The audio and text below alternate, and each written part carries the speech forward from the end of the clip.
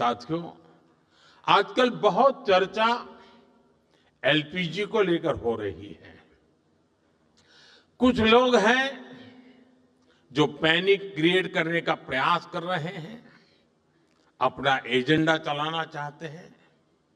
मैं इस समय उन पर राजनीतिक टिप्पणी नहीं करना चाहता, लेकिन इतना जरूर कहूंगा कि ऐसा करके वो जनता के समक्ष खुद को एक्सपोज हो ही रहे हैं, पूरे देश का भी बड़ा नुकसान कर रहे हैं।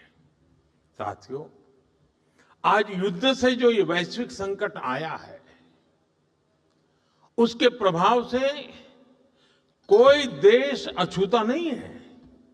कम अधिक मात्रा में हर कोई इस संकट के शिकार है। भारत भी इस संकट से निपटने के लिए कोई कसर बाकी नहीं छोड़ रही है और हम अलग अलग स्तरों पर प्रयास कर रहे हैं। बीते दिनों दुनिया के कई देशों के शीर्ष नेताओं से मेरी इसको लेकर बातचीत हुई है। सप्लाई चेन में जो बाधाएं आई हैं, उससे हम कैसे पार पाए, इसके लिए भी निरंतर प्रयास चल रहे हैं। साथियों, भारत के तेज विकास के लिए अलग अलग एनर्जी सोर्सेज को बढ़ावा देना निरंतर जरूरी रहा है और इसको मजबूत करने के लिए हमने 2 स्तरों पर एक साथ काम किया है। पहला, देश में एनर्जी एक्सेस बढ़े, हमने इंफ्रास्ट्रक्चर तैयार किया और दूसरा, एनर्जी के लिए हमें सिर्फ विदेशों पर निर्भर ना रहना पड़े, इसके लिए एनर्जी सेक्टर में आत्मनिर्भरता पर बल दिया।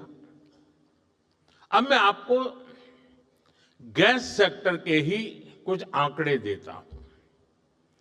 साल 2014 तक देश में सिर्फ 14 करोड़ एलपीजी कनेक्शन थे,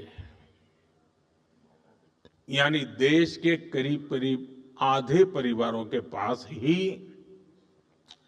एलपीजी कनेक्शन था। आज 2 गुने से भी अधिक, यानी करीब 33 करोड़ घरेलू एलपीजी कनेक्शन है। बीते 11 वर्षों में हमने अपनी बॉटलिंग कैपेसिटी को 2 गुना किया है। डिस्ट्रीब्यूशन सेंटर भी 13,000 से बढ़ाकर 25,000 से अधिक हो गए हैं। 2014 में देश में सिर्फ 4 एलएनजी टर्मिनल्स थे, 4 एलएनजी टर्मिनल्स। आज इनकी संख्या भी बढ़कर 2 गुनी हो गई है। गैस पाइपलाइन जो करीब 3,500 किलोमीटर होती थी, उसको 10,000 किलोमीटर तक विस्तार किया है, क्योंकि करीब 60% एलपीजी विदेशों से आती है। इसलिए देश के बड़े बड़े पोर्ट्स, वहां पर इंपोर्ट टर्मिनल कैपेसिटी भी बहुत बढ़ाई गई है। साथियों, साल 2014 से पहले तक देश में सिर्फ 25-26 लाख घरों में ही पाइप से सस्ती गैस यानी पीएनजी की सुविधा थी। आज ये संख्या भी 1.25 करोड़ से अधिक पहुंच गई है। 2014 में देश में सीएनजी पर चलने वाली गाड़ियां भी 10 लाख से ज्यादा नहीं थी। आज ये संख्या 70 लाख से अधिक है और ये तभी संभव हो पा रहा है क्योंकि बीते दशक में देश के 600 से अधिक जिलों में सिटी गैस डिस्ट्रीब्यूशन नेटवर्क स्थापित किए गए हैं। साथियों, इस वैश्विक संकट ने एक बार फिर दिखाया है कि किसी भी देश का आत्मनिर्भर होना इतना अधिक जरूरी क्यों है। इसलिए ही बीते वर्षों में हमने भारत को एनर्जी सेक्टर में आत्मनिर्भर बनाने के लिए होलिस्टिक तरीके से काम किया है। साथियों, पेट्रोलियम पर निर्भरता को कम करने के लिए हमने इथेनॉल पर, बायोफ्यूल पर बल दिया। 2014 से पहले देश में सिर्फ 1-1.5% इथेनॉल ब्लेंडिंग कैपेसिटी थी। आज हम पेट्रोल में 20% इथेनॉल ब्लेंडिंग के करीब पहुंच रहे हैं। अगर ये काम न किया होता तो हमें बीते 11 वर्षों में करीब 18 करोड़ बैरल अतिरिक्त तेल विदेशों से खरीदना पड़ता। आज की स्थिति देखें तो इथेनॉल के कारण हमें प्रतिवर्ष करीब 4.5 करोड़ बैरल कम ऑयल इंपोर्ट करना पड़ रहा है। यानी करीब 1.5 लाख करोड़ रुपए की बचत तो देश को सिर्फ इसी से हुई है। साथियों, भारत में पेट्रोलियम का बहुत बड़ा कंज्यूमर हमारी रेलवे भी है। हमारे देश में रेलवे लाइनों के इलेक्ट्रिफिकेशन का काम 60 साल पहले शुरू हुआ था। बावजूद इसके 2014 तक 2014 तक सिर्फ 20% रेलवे रूट का इलेक्ट्रिफिकेशन ही हो पाया था। बाकी रेलवे रूट्स पर हजारों डीजल इंजन चला करते थे। आज भारत में ब्रॉडगेज नेटवर्क का करीब करीब 100% बिजलीकरण हो चुका है। इससे साल 2024-25 में ही भारतीय रेलवे ने करीब 180 करोड़ लीटर डीजल की बचत की है। अगर इलेक्ट्रिफिकेशन न हुआ होता तो हर वर्ष इतना डीजल बनाने के लिए एक्स्ट्रा क्रूड ऑयल इंपोर्ट करना पड़ता। ऐसे ही हमने मेट्रो का नेटवर्क बढ़ाया, इलेक्ट्रिक मोबिलिटी पर फोकस किया। एक और बहुत बड़ा काम हमने रिन्यूएबल एनर्जी को लेकर किया है। आज हमारी total install power generation capacity का आधा हिस्सा रिन्यूएबल सोर्स से आता है। हमारी कुल रिन्यूएबल क्षमता आज 250 गीगावाट के ऐतिहासिक आंकड़े को पार कर गई है।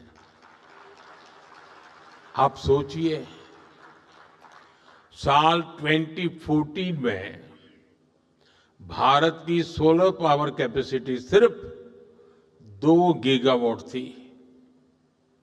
आज ये करीब 40 गुना बढ़कर 130 गीगावाट हो चुकी है।